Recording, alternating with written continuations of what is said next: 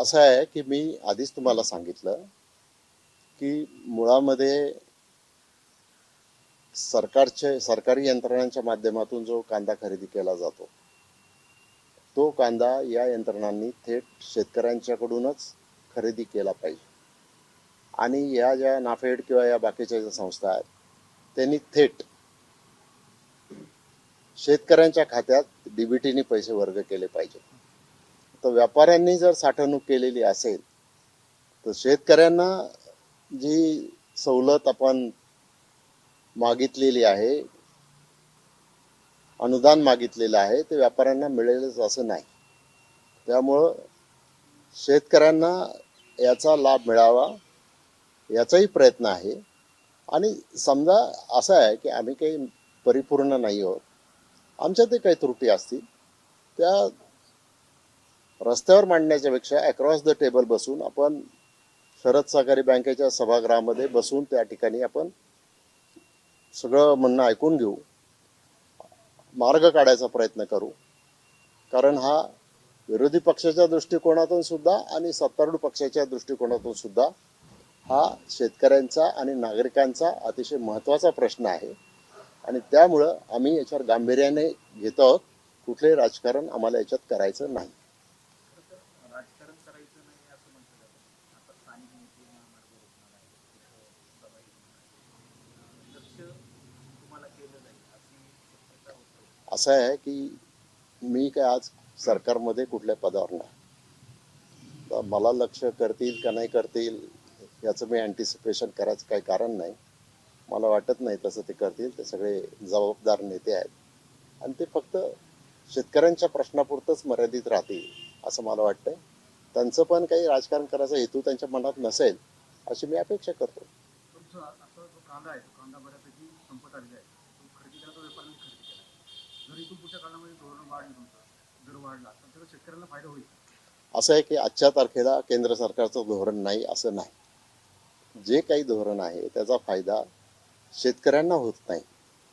तो फायदा शेतकऱ्यांना झाला पाहिजे याच्यासाठी धोरणामध्ये आपण बदल सुचवतो.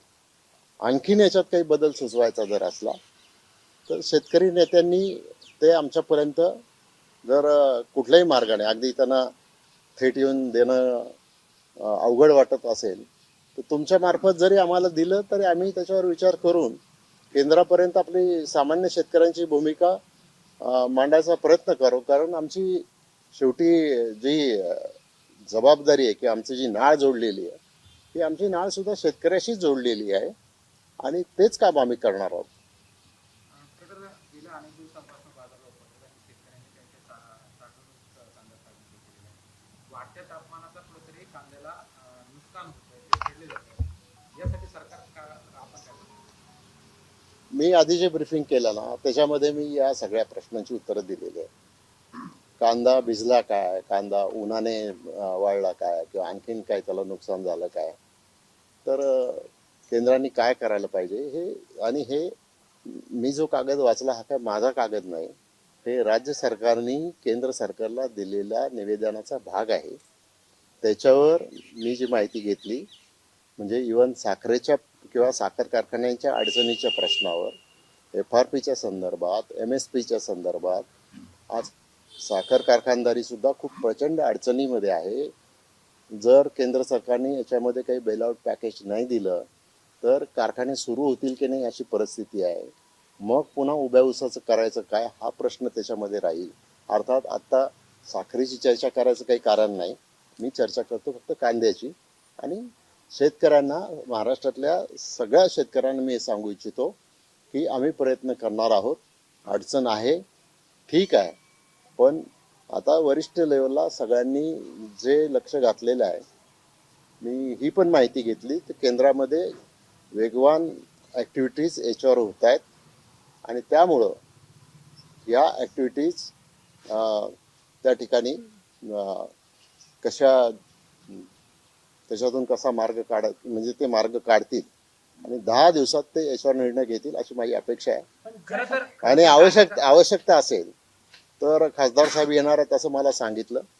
खासदार अमोल कोल्हेंच्या नेतृत्वाखाली सुद्धा केंद्र सरकारकडे एखादं शिष्टमंडळ न्यायचं असेल तर त्याच्यामध्ये यायला सुद्धा मी तयार आहे. राहुल कोल्हेंनी भीती व्यक्त केली की कांदा खरेदी करताना शेतकरी धोरण महत्वाचं आहे, ते व्यापारी याचा फायदा घेतील अशी भीती त्यांनी व्यक्त केली आहे.